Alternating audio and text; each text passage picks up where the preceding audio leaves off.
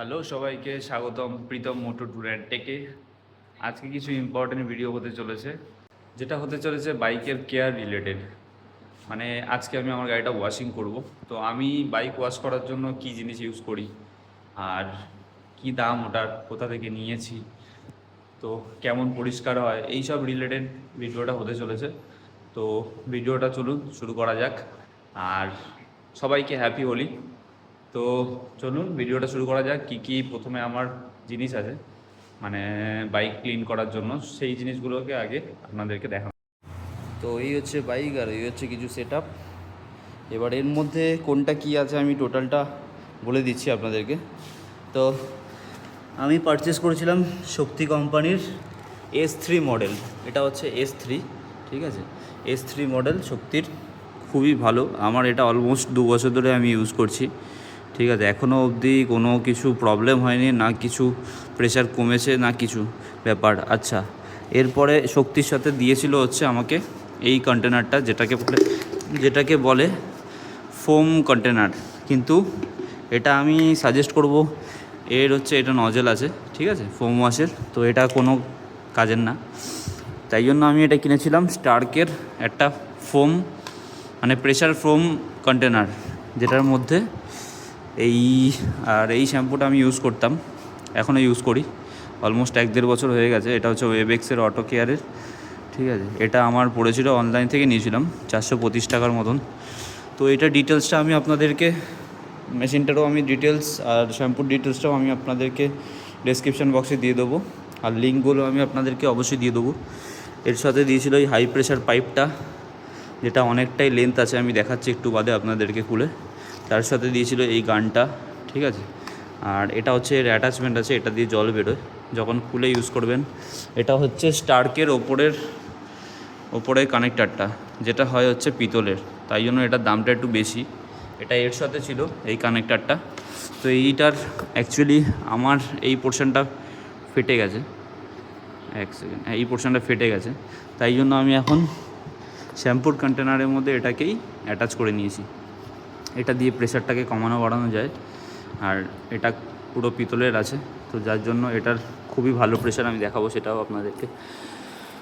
আর এরপরে যেটা হচ্ছে এই পাইপটা দিয়েছিল, যেটা আপনি কলের মধ্যে অ্যাটাচ করতে পারবে, আর অপোজিট সাইডটা ঢুকবে হচ্ছে মেশিনের মধ্যে। এটা ইনলেট আছে, ওয়াটার ইনলেট, আর ওটা হচ্ছে আউটলেট। তো মেশিনে ইনলেট হচ্ছে এই পোর্শনটা, আর আউটলেট হচ্ছে এই পোর্শনটা। এটা হচ্ছে অন অফ বাটন আছে এখানে, ওকে। তো আর এইটা হচ্ছে আমার চেন ক্লিনার, যেটা আমি ইউজ করি, এটা হচ্ছে ডিজেল, ওকে। তো আমি দেখাচ্ছি ডিজেল কেন আমি ইউজ করি। আর সবার ফার্স্ট আমি দেখিয়ে দিই চেনের কিছু কন্ডিশানটা, দেখে নিন। চেনের এই কন্ডিশান আছে, ঠিক আছে, প্রচণ্ড ময়লা হয়ে আছে, জানি না কতটা বোঝা যাচ্ছে। এই কন্ডিশান আছে চেনটার, দেখতে পাচ্ছেন। তো আফটার ক্লিনিং চেনের কন্ডিশানটাও আমি আপনাদেরকে দেখাবো। ডিজেলের চেনটা একটু বড় হয়েছে, অ্যাডজাস্টও করতে হবে। এই হচ্ছে কিছু চেনের কন্ডিশান। তো চলুন সেট আপটাকে আমি ইনস্টল করে নিই, কোথায় কীভাবে অ্যাটাচ করবো সেটাও আপনাদেরকে দেখাচ্ছি। তো দেন ভিডিওটা আগে দেখতে থাকুন, আর কীভাবে কীরকম হচ্ছে সবটাই দেখাচ্ছি। তো এই আমি মেশিনটা বসিয়ে নিয়েছি, বসিয়ে নেওয়ার পর এর যে কানেকশানটা আছে এটা আমি প্লাগে দিয়ে দিচ্ছি। তো এই করলাম সুইচ অন, মোটর অন হয়ে গেল, ঠিক আছে। আমার এখানে বাটনটা অন করাই ছিল। আর এর যে ইনলেট আছে, ইনলেট আমি অলরেডি জলে দিয়ে দিয়েছি। আর এই হচ্ছে আউটলেট পাইপটা, যেটা আমি আপনাদেরকে বললাম অনেকটাই লেন্থ, দেখুন কতটা লেন্থ, অনেকটাই বড়। তো দেখিয়ে দিচ্ছি আমি ওই দূর থেকেও। তো এই হচ্ছে এইখান থেকে কিছু লেন্থ, অত দূর, অনেকটাই লেন্থ।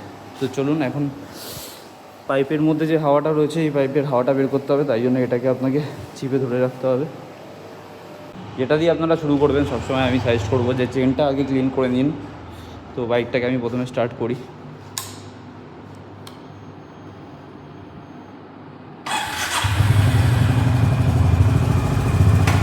বাইক স্টার্ট করে দিয়েছি, এবারে যেভাবে আমরা চেনটা ক্লিন করবো আমি পুরো প্রসেসটা আপনাদের দেখাচ্ছি।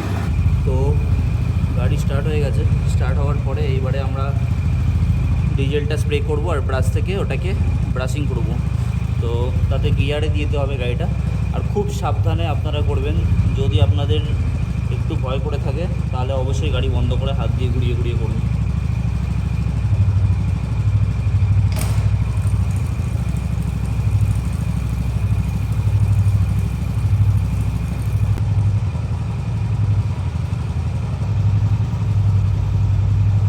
এই স্পট হয়ে বেরোচ্ছে এখন এইবারে চেনটার মধ্যে।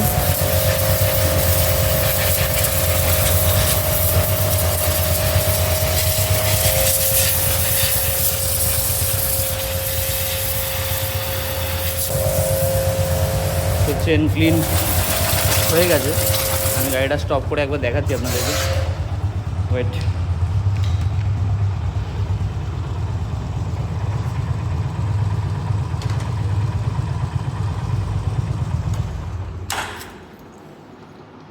তো চেনের কন্ডিশনটা কিছু দেখাই। তো দেখুন, এই হচ্ছে ক্লিনিং, আফটার ক্লিনিং চেনের কন্ডিশনটা। ঠিক আছে, একদম পুরো স্মুথ হয়ে গেছে, কোনো ময়লা নেই। স্প্রকেটটাতে একটু একটু আছে, তো ওটাও আমি ক্লিন করে নিয়ে লাস্টে আপনাদেরকে দেখাবো যে কী কন্ডিশান আছে। বাট চেনটা আপনারা বুঝতেই পারছেন কী কন্ডিশান ছিল আর কী কন্ডিশান হয়েছে। তো দ্যাটস ওয়াই আমি ডিজেল ইউজ করি। তো এবারে গাড়িটাকে ফুল প্রথমে জল দিয়ে ভিজিয়ে নেব আর ডাস্টটাকে ঝরিয়ে নেব। ঝরানোর পরে দেন ফোমিং করব।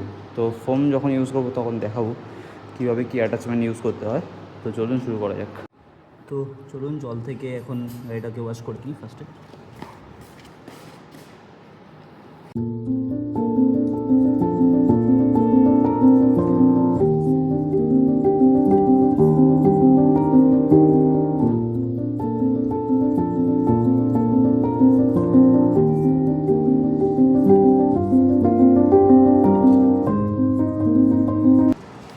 শ্যাম্পুর কন্টেনার, এতে আমি মিক্স করে নেবো শ্যাম্পু,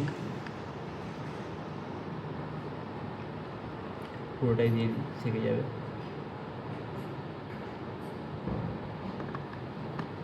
তো অতটা ফোমের মধ্যে আমি এতটা অলমোস্ট জল মিশিয়ে নিয়েছি, দেখা যাচ্ছে এতটা জল। ঠিক আছে, ফোম দিয়েছিলাম হয়তো এটুকুনি হবে। তো এবার এটাকে লাগিয়ে টাইট করার পরে এই অ্যাটাচমেন্টটাকে আমাকে খুলতে হবে, যেটা এখান থেকে খুলে যাচ্ছে।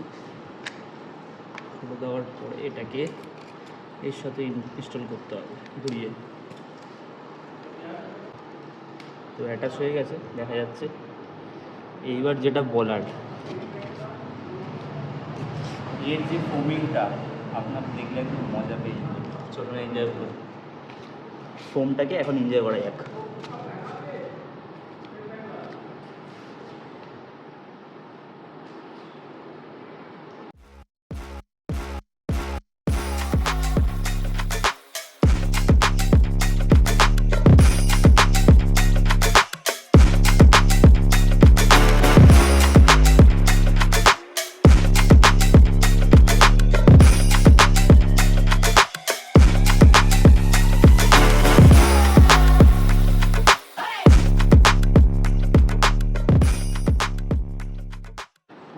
ইউজ করার পরে মাইক্রোফাইবার ক্লথ দিয়ে রাব করা হয়ে গেলে এবারে আবার এই অ্যাটাচমেন্টটাকে লাগিয়ে নিই, জল মারতে হবে।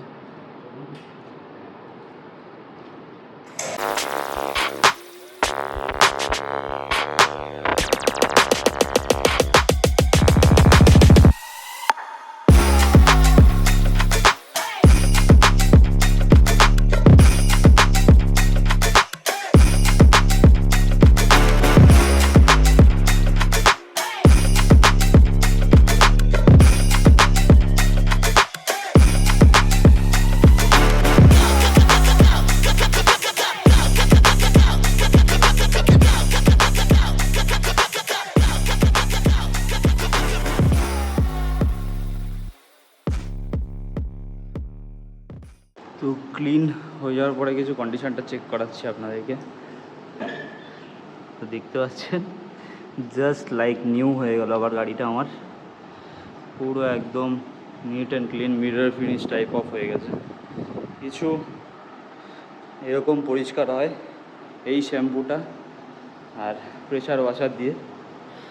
একদম আমি আমার মুখটাও দেখতে পাচ্ছি, হাই।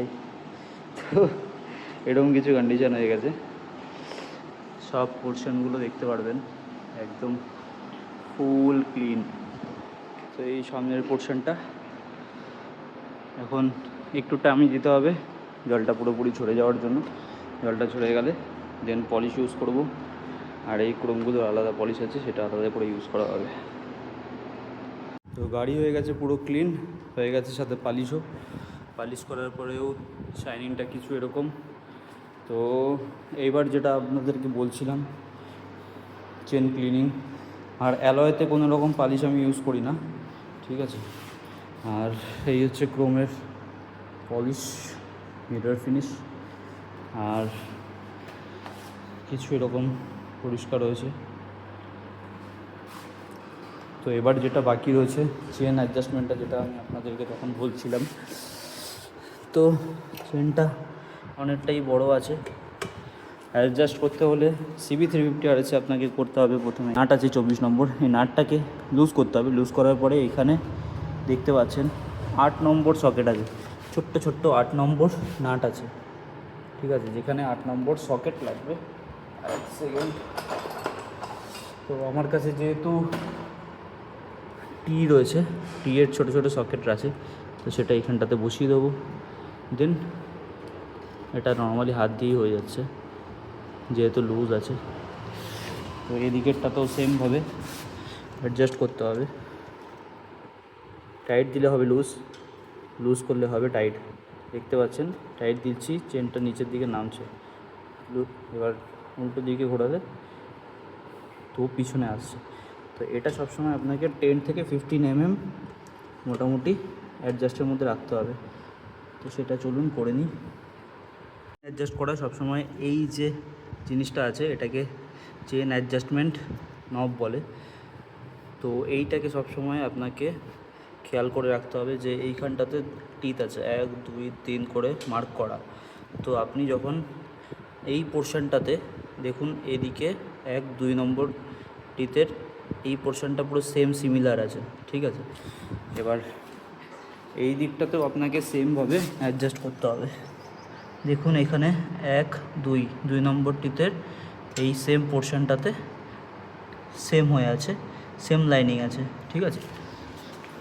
দরকার হলে 2 বারের জায়গায় 3 বার আপনি ভালো করে দেখে নেবেন সেম আছে। কারণ যদি এই দিকের অ্যাডজাস্টের সাথে ওই দিকের অ্যাডজাস্টমেন্ট না মেলে, তাহলে পিছন দিক থেকে আপনার চাকাটা এরকম পুরো স্ট্রেট থাকবে না, ওটা হয় ডান দিক নয় বাঁ দিক চেপে থাকবে। আর তার কারণে আপনার অনেক কিছু প্রবলেম হতে পারে, যেটা হচ্ছে সবার ফার্স্ট, চাকা বেঁকে থাকলে আপনার চেন স্পকেট খারাপ হতে পারে, আপনার পিছনের ডিস্ক প্যাড ডিস্ক প্লেট দুটোই খারাপ হয়ে যেতে পারে, কারণ ওটা সিমিলার প্যারালালভাবে ঘুরবে না। তো চেন অ্যাডজাস্টমেন্ট করার পরে আপনাকে যেই জিনিসটা খেয়াল করে থাকতে হবে সেটা হচ্ছে এই 4টে পয়েন্ট আপনাকে চেক করতে হবে যে 4টে পয়েন্টে চেনটার অ্যাডজাস্টমেন্ট সেম আছে কিনা। ভাল টিউবটা দেখতে পাচ্ছেন এখন এই মুহূর্তে পুরো নিচের পজিশনে আছে। তো এইখানটাতে আপনাকে দেখতে হবে 15 mm 10 to 15 mm লুজ আছে কিনা। দেখুন চেনটা এখানে পুরোটা ঠেকছে না, ঠিক আছে, এটা আপনি হাত দিয়ে বুঝতে হবে আপনাকে 15 mm ক্লিয়ারেন্স থাকতে হবে। তো এই পোর্শনটাতে আছে। দেন এটাকে প্যারালাল স্ট্রেট এই সাইড থেকে সেট করতে হবে। আবার আপনাকে দেখতে হবে সেম অ্যাডজাস্টমেন্ট আছে নাকি। তো আছে। দেন ভালটিউবটাকে ওপরের দিকে নিয়ে আসতে হবে, স্ট্রেট ওপরে।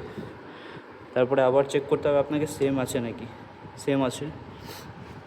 দেন লেফট সাইডে আনার পরে সেম একভাবে চেক করলেন। যদি চারদিকে আপনার সেম ক্লিয়ারেন্স থাকে চেনের মধ্যে, তবেই আপনার চেনটা ঠিকঠাক পারফেক্টলি অ্যাডজাস্ট হয়েছে।